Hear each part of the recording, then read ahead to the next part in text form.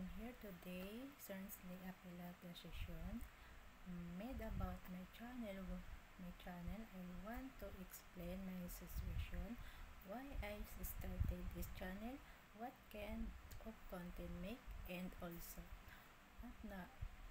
acknowledge the mistake made at delete this violation. First, let me share the little background. I'm currently living and working in Jeddah. To be honest, I don't earn enough from my job here to fully support myself and my family back home. Because of that, I decided to create a YouTube channel, not only as possible of income, also I'm way to express my creative and reality stress and boring to join another people. When I started, I asking myself one, what I do enjoy and what I can share with another realized and that love humor and making people. That has always been something that make me feel and some happy and follow the funny video, funny content. Using take short video clips from different and editing that them using video editing tools. My goal is not to just repost but to transform them into something new, entertaining and creative and different.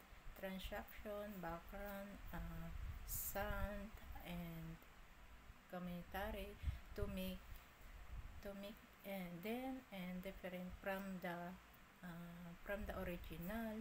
However, I know understand that in same in case my editing might many not have been enough to clear meet YouTube rules on rules in copyright, and I know YouTube has strict policy to protect com completely respect and that if my video look in the like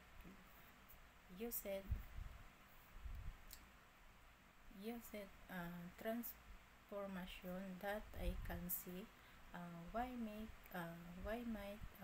have been for that violation. I want to be clear, I never intended to harm anyone's content or steal or from creators. My only intention I was to entertain and miss people. Land will building something of my own release, and now that should have done more to answer my video follow with the rule. I should have adding stronger original community, more editing or even created to more original, and instead of replying to so much on exact clips, I take full responsibilities for the